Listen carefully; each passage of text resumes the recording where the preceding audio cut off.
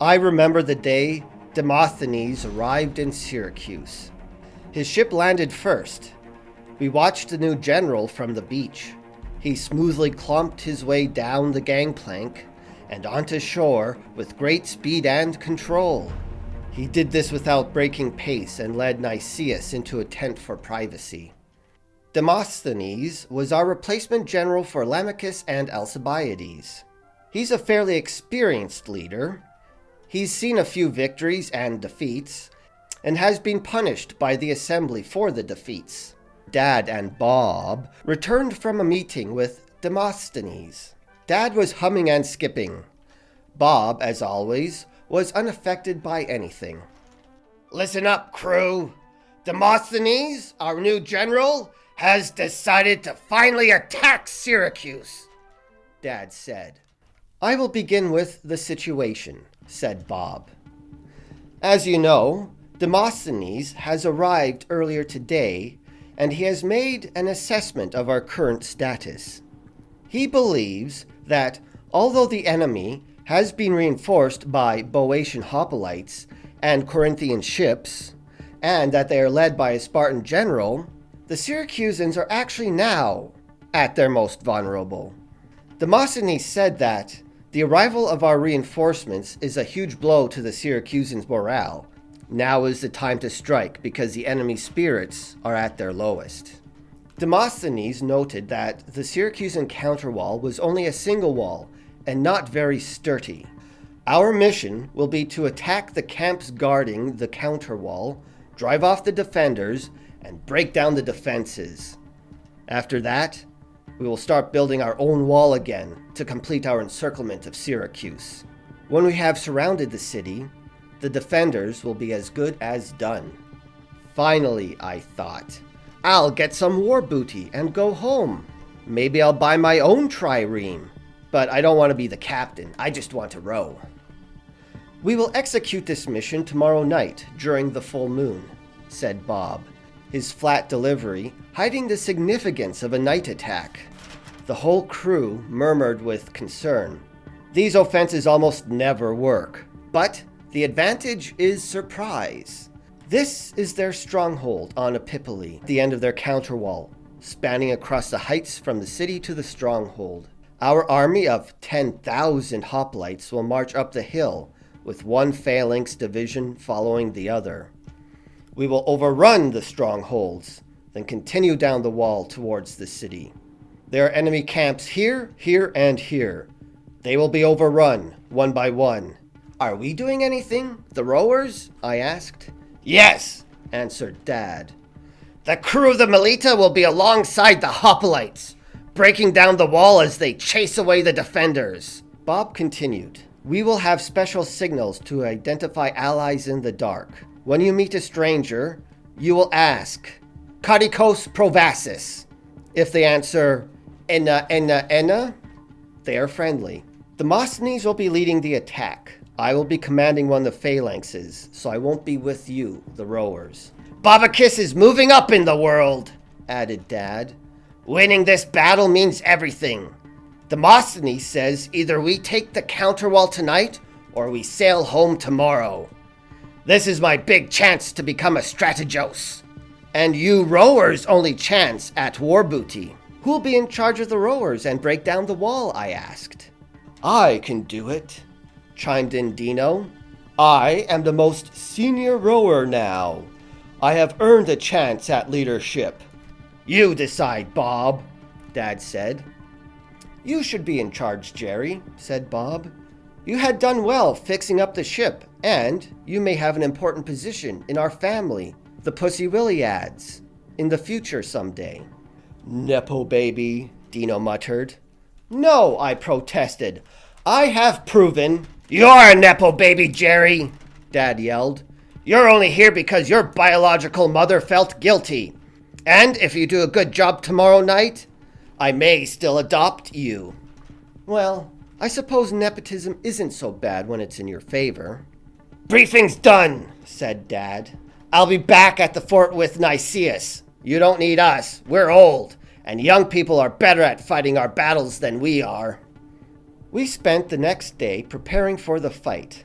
The prisoners we enslaved earlier had to stay.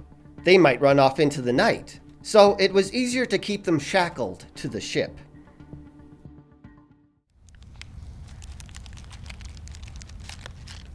At night, we formed up at the foot of the plateau, which the counterwall was built on. I could see the stronghold silhouette against the glowing white moon, our only light. I could not see Bob anywhere. It was really dark. I kept stumbling on rocks and roots. Crapface and the Nike crew pulled up beside us. I think some of them had swords. Crapface had an expensive-looking breastplate. The Melita crew had no armor. Crapface scoffed. "Your rabble is going to hinder us more than help us." "I bet we could tear down more wall than you," I said. "It's a bet," said Crapface. Demosthenes gave the order for the hoplites to advance. The mass of men marched up the hill and looked like a dark, undulating sea. Soon word came down that the first stronghold was easily overrun.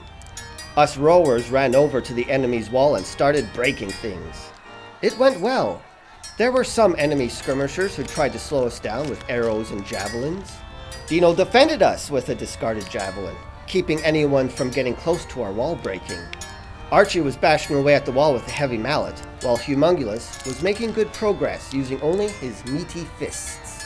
I was leading from the top of the counterwall. Orders flew out of my mouth as I waved my weaponized paddle in the moonlight.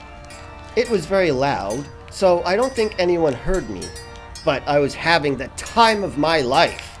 After a couple of rocks and javelins nearly missed me, I realized I was an obvious target, and I decided to hop down. I never seen Crapface so angry. He screamed at his men because he realized the Melita was so far ahead of the Nike. Everything was going to plan until our hoplites reached the end of the wall and met the Theban contingent from Boeotia. These guys aren't amateurs like the Sicilians. Theban/Boeotian hoplites are second only to Spartans. The Athenians were unable to simply brush away the Boeotians. In fact, the first phalanx line into the alcove broke and retreated. But at the same time, more and more Athenian hoplites entered the alcove. All I could see was dark waves of men marching around in confusion, unsure where the enemy was, while fighting other retreating Athenians, thinking they were the enemy. The Thebans pushed the whole mess out of the alcove. It was like a dam broke. Without warning, my crew was swept away by a torrent of fleeing hoplites. I was stunned. I realized our guys were in full retreat. Another horrible rout! "Snap out of it, you Nepo baby," cried Dino as he bashed me in the head with a rock. "We have to get back to our base." We hopped off the counterwall and ran away from the chaos.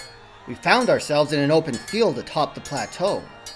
There was a solitary tree where two men were struggling to the death at its roots. It was too dark to tell which one of the shadows was friendly. Dino pointed his javelin and challenged, "Kodikos provasis." Both heads turned up in surprise. There was a brief pause, then both answered, "Ina, Ina, Ina." "Darn it!" shouted Dino. "Who's the Athenian?" "I am," answered one of the shadows. "I'm a rower for the Nike." I recognized the voice. "Is that you, Crapface?" The other guy saw Crapface and I knew each other. He gave up the fight and ran away. "Come with us, Crapface," said Dino. Our trio stopped when we reached the cliffs of the plateau. We saw a group of men who were running directly towards us.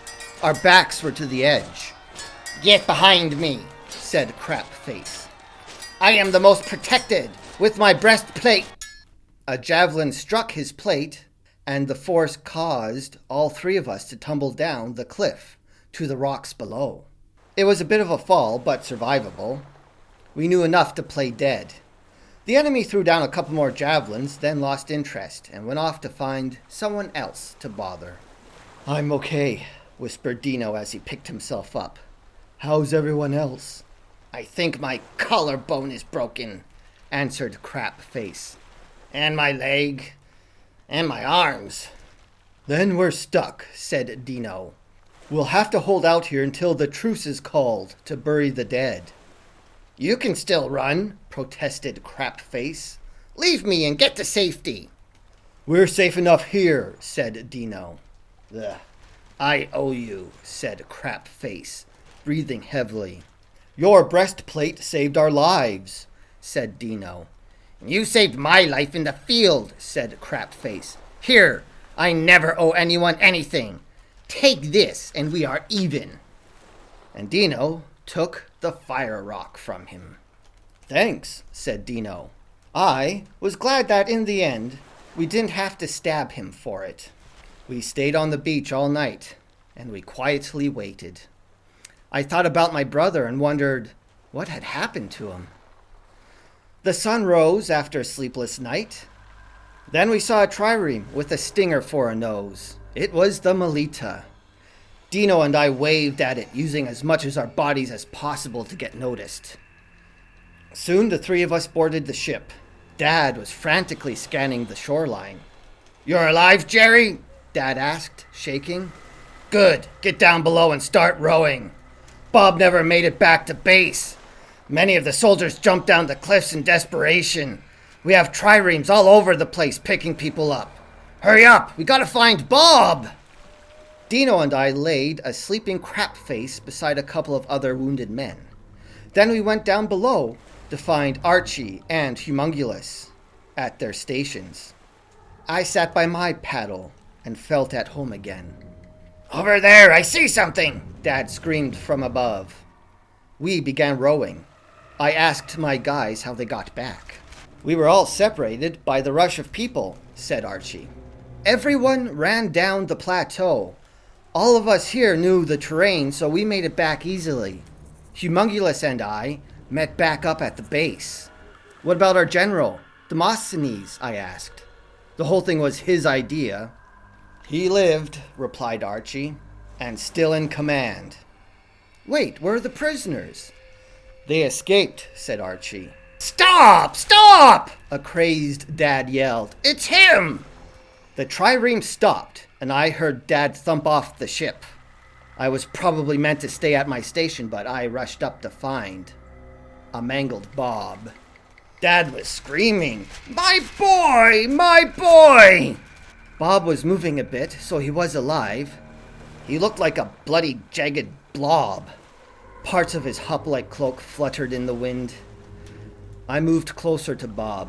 His face was dusty and his lips were chapped and bloody.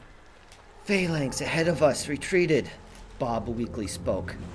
Carried away by the people. Don't speak, Dad said as gently as possible for him. You can tell us everything later. Where's that stretcher? I tried to rally. I tried. Bob continued anyway. No one heard. How'd I get here? Where's my arm? Bob's cloak covered the goriest part, but when he tried to move his arm, it was obviously shorter. I'm pretty sure I vomited. Bob didn't bleed out because there was cloth tying up his wound. He must have done that himself during his memory blackout. The sun was at its highest point when the Melita finally returned to the harbor. And now, the sun is getting low as I write everything down while it's still fresh.